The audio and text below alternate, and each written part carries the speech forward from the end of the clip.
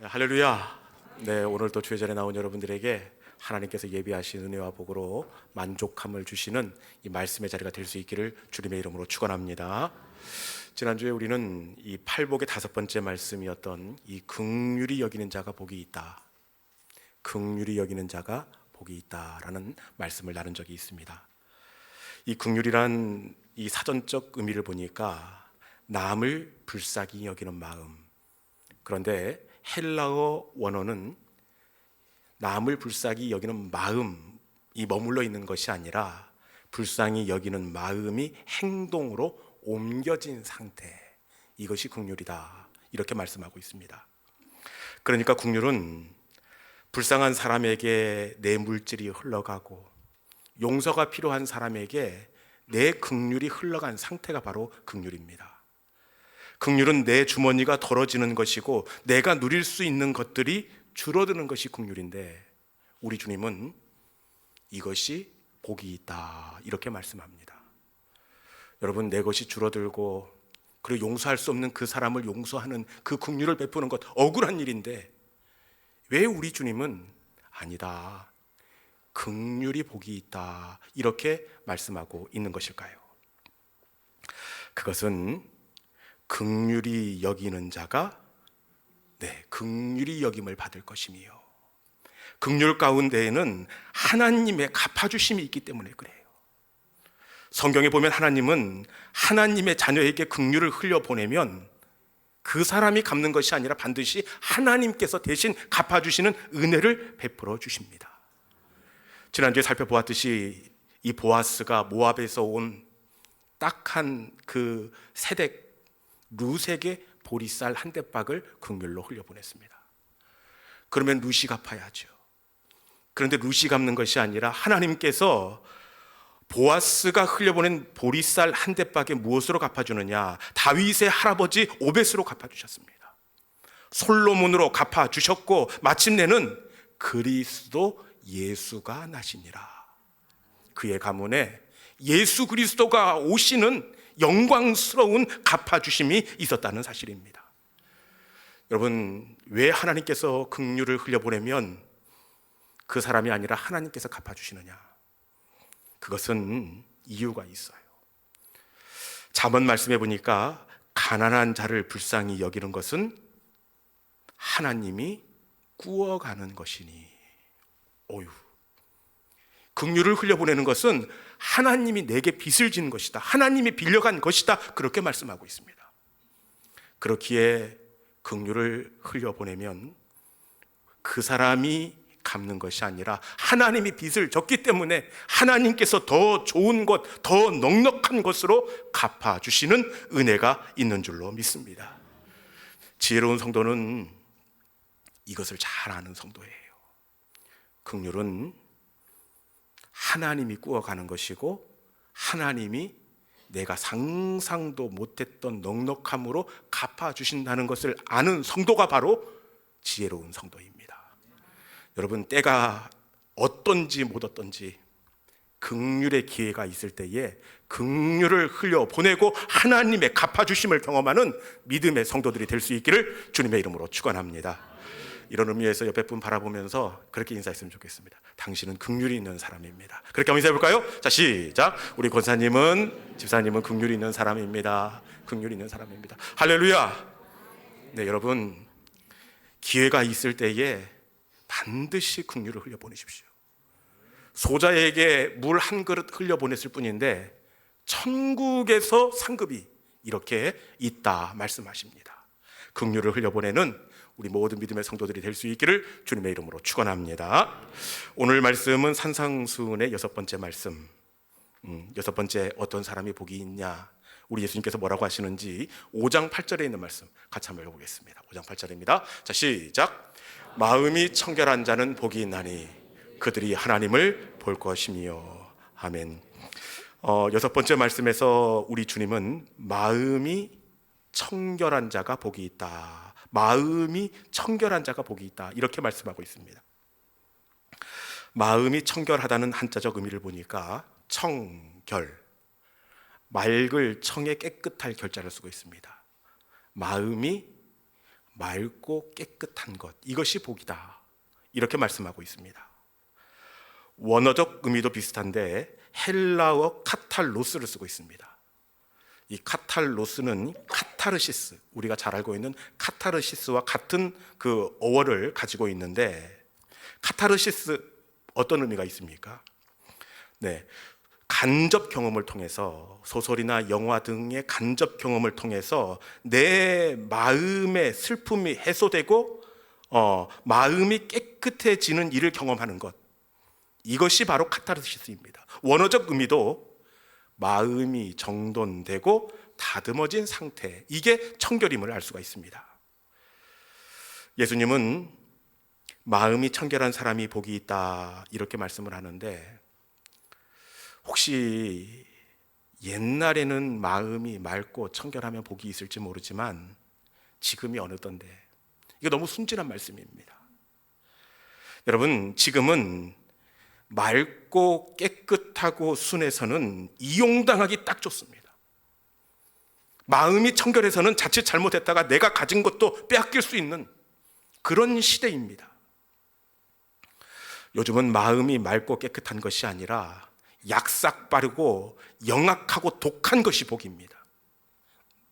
마음이 청결해서는 여러분 살아남을 수가 없어요. 오히려 마음보다는 요즘 같은 경우에는 외모가 청결한 것이 복이다, 이렇게 말씀하시면 훨씬 마음이 와닿습니다. 외모가 맑고 깨끗하면 이 마음이 깨끗한 것과 견줄 수 없는 많은 것들을 얻을 수가 있는데, 심지어 이 취업도 이 외모가 깔끔한 사람이 잘 되는 법입니다. 그리고 심지어 외모가 깔끔한 사람이 어려운 상황을 만나도 훨씬 수월하게 도움을 받는다, 이렇게 되어 있는데, 얼마 전 모 교육방송에서 사람의 외모와 이 도움을 받는 것의 상관관계에 대해서 연구를 진행한 바가 있습니다. 여자분 두 분이 똑같이 지갑을 잃어버려서 버스비가 없는 상황을 연출하게 되었습니다. 한 분은 딱 봐도 외모가 별로인 여성, 또 한 분은 아주 말끔하게 치마 정장을 이렇게 갖춰 입고 얼굴도 제법 이렇게 잘 다듬어진 그런 여성분입니다. 그러면서 저기요, 제가 지갑을 잃어버려서 그러는데 집에 갈 버스비 좀 빌려주세요, 이렇게 했다는 겁니다. 남자분들에게 묻겠습니다. 여러분 같으면 외모가 별로인 분, 그 옷도 그냥 이렇게 이상하게 입고 와서 지갑 잃어버렸다고 돈 빌려달라고 그러면 저거 또 거짓말 하는구만, 그렇게 생각할 수가 있습니다. 여러분들 같으면 누구에게 돈을 주겠습니까? 이 2시간 동안 연구를 진행을 했는데, 외모가 별로였던 여성분은 2시간 동안 4,300원, 외모가 뛰어난 여인은 15,700원. 네. 여러분, 외모가 실력이고 외모가 복인 그런 시대를 살아가고 있습니다.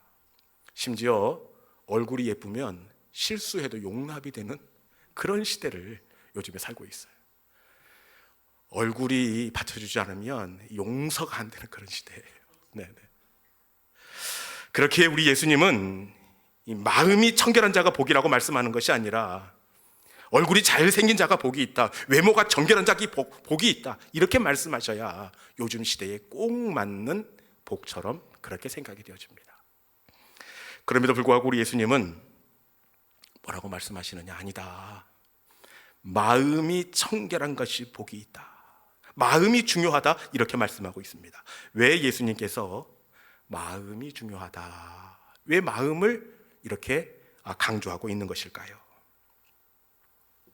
그 이유가 있는데, 그것은 마음의 상태가 삶으로 나타나기 때문에 그래요. 이 마음에 있는 것이 우리 삶의 열매로 맺혀지기 때문에 그렇습니다. 심지어 마음 속에 있는 그 나쁜 것들도 열매가 맺히게 되는데, 마가복음 7장에 보면 온갖 악독 목록이, 죄의 열매가 달려있는 이 나무 한 그루가 있는데, 그 나무가 마가복음 7장 21절, 22절에 있습니다. 같이 한번 읽어볼까요? 그 죄가 무언지, 죄의 열매가 무언지 같이 읽어봅시다. 자, 시작.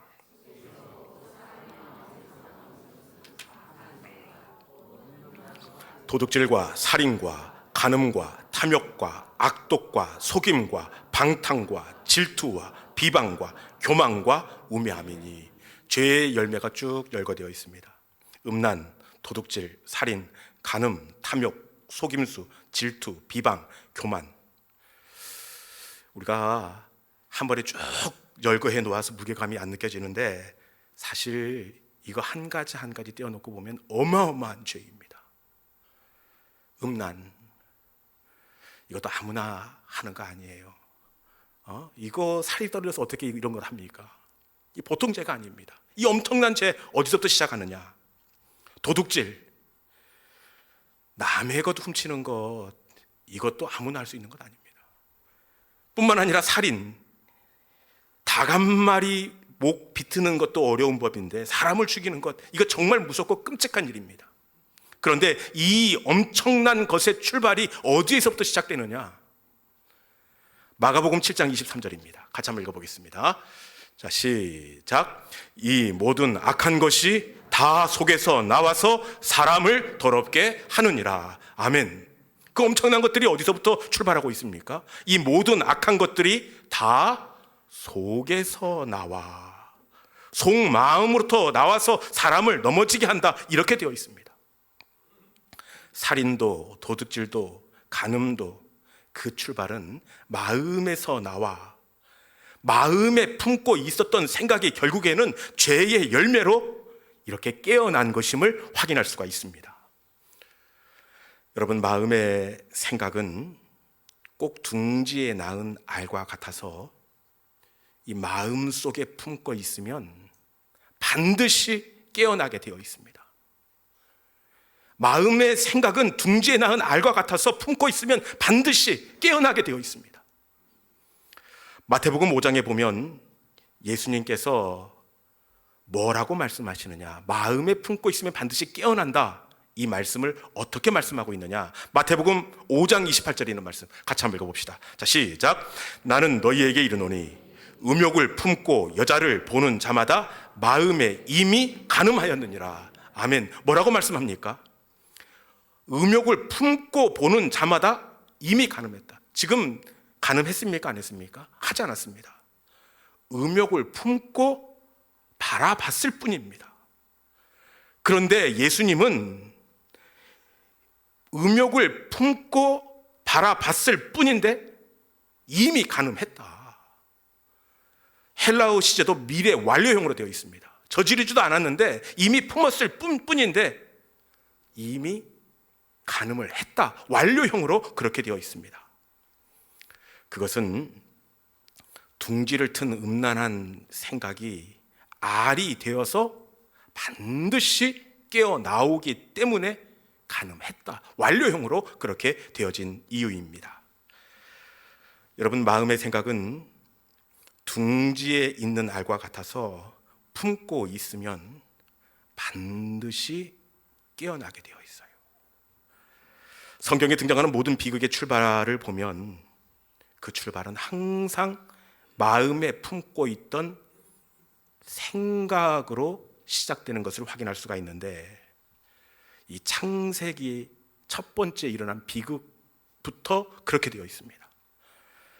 창세기 첫 번째 일어난 비극, 이 아담의 아들 가인과 아벨이 있었는데 형 가인이 동생 아벨을 돌로 쳐 죽인 사건입니다.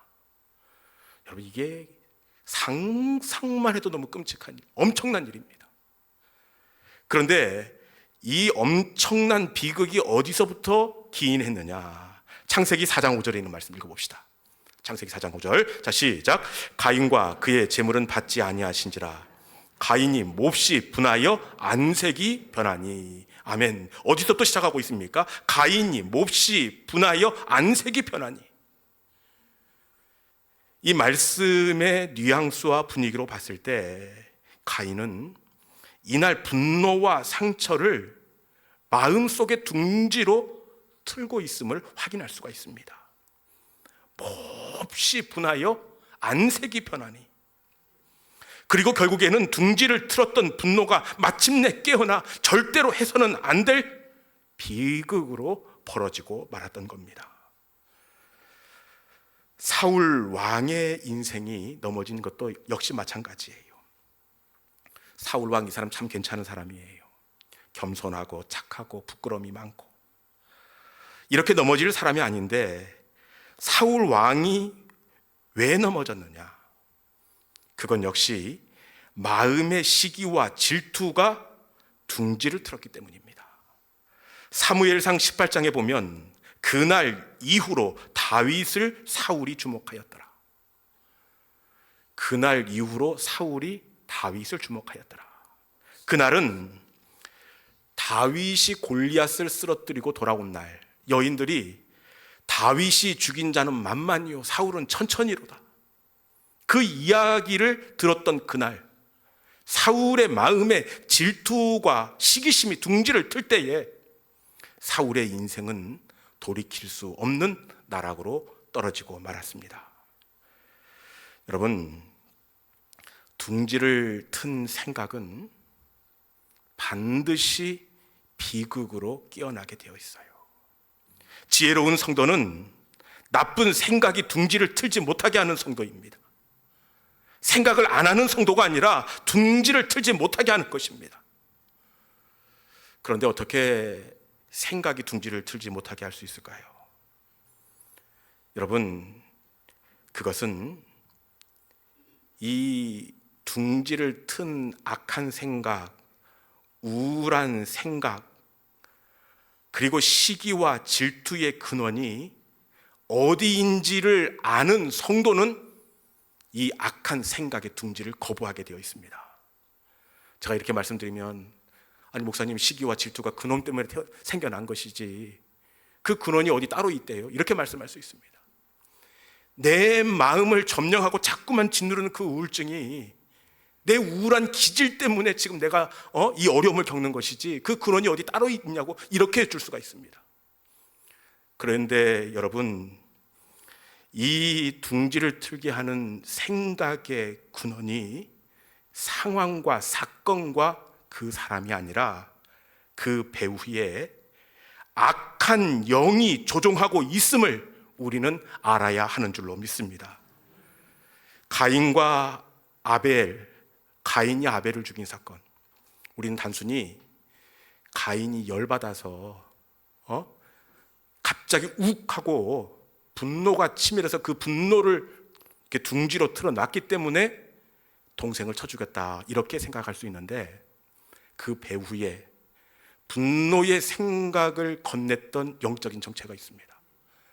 이 영적인 정체가 꼭꼭 숨어서 보이지 않다가 요한 1서, 신약성경 뒤쪽에 가서 한 자리에 딱 기록이 되어 있는데, 요한 1서 3장 12절에 있는 말씀, 동생을 죽이도록 부추겼던 그 분노와 시기, 그 너머의 악한 영, 누가 있는지 우리 요한 1서 3장 12절에 있는 말씀 같이 읽어봅시다. 자, 시작.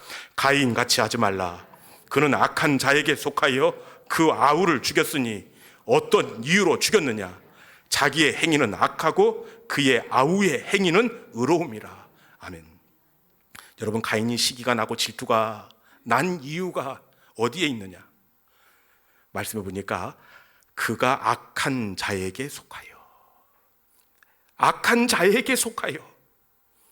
가인이 아벨을 죽인 이유는 악한 자에게 속하였기 때문입니다. 시기심과 질투의 배후에 악한 마귀가 도사리고 있음을 말씀은 분명하게 꼬집고 있습니다.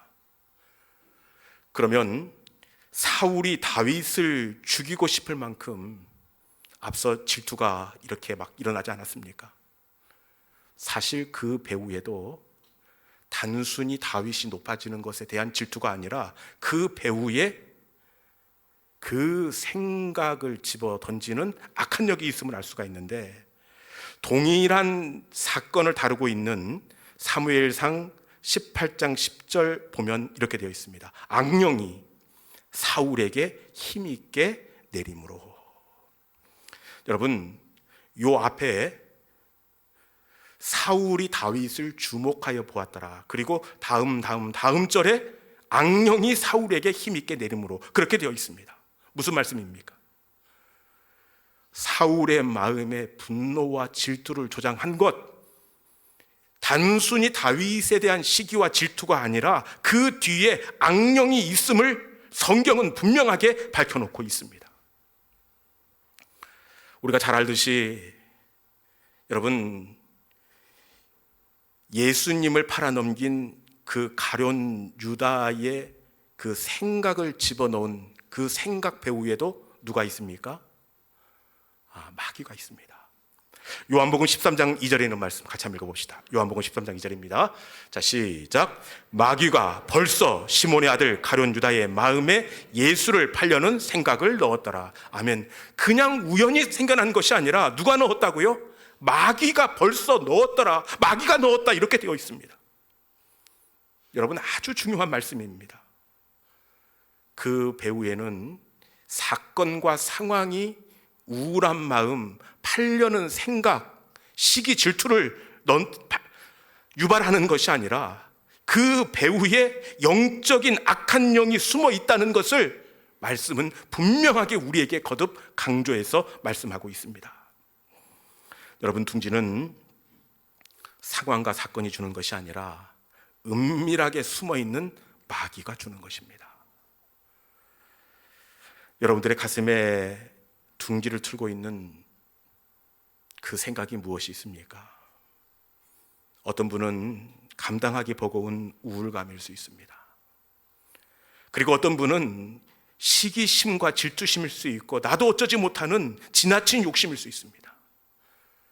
그런데 여러분, 이 모든 둥지를 튼 생각의 배후에는 악한 영이 배후에서 그것들을 조작하고 있다는 것을 우리는 분명히 알고 깨달아야 할 줄로 믿습니다. 여러분, 지혜로운 성도는 이것을 아는 거예요.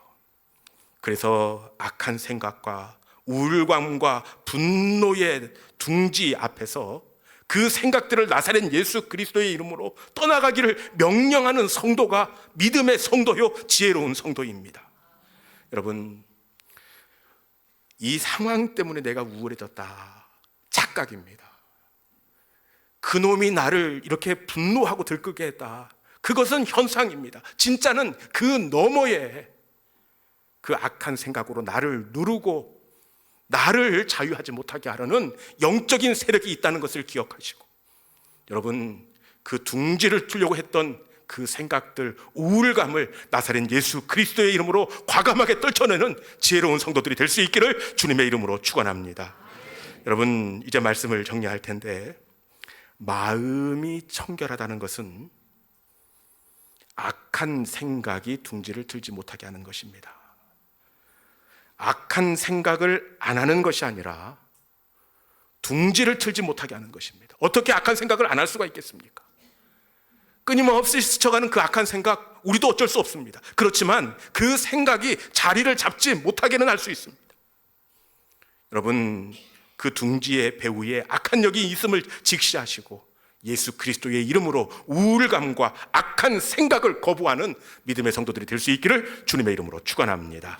이 시간 주신 말씀을 기억하면서 주님의 성령 지금 나의 마음 가운데 임하여 주옵소서. 주님, 주님의 성령으로 충만하면 악한 생각이 둥지를 틀 공간이 이렇게 사라지게 될 줄로 믿습니다. 성령님, 나의 심령을 주장하여 주옵소서. 주님, 나의 마음이 깨끗한 하나님을 볼 수 있는 그런 심령이 되기를 소망합니다. 주님의 성령님, 지금 내 심령 가운데 임재하여 주옵소서. 우리 주신 말씀을 기억하면서 우리 함께 찬양하도록 하겠습니다.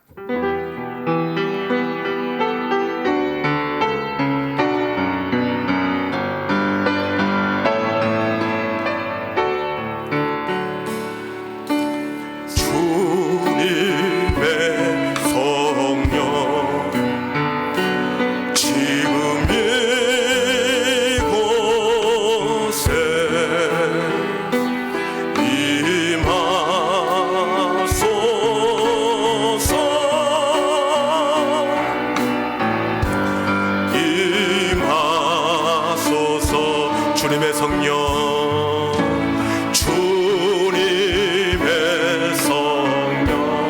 지금 이곳에 지금 이곳에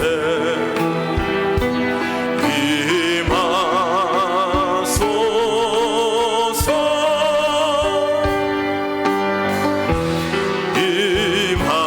다시 한번 할까요? 주님의 성령 지금 이곳에 주님의 성령 지금 이곳에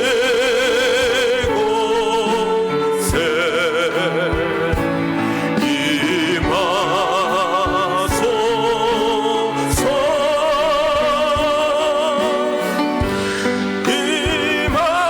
임하소서. 할렐루야.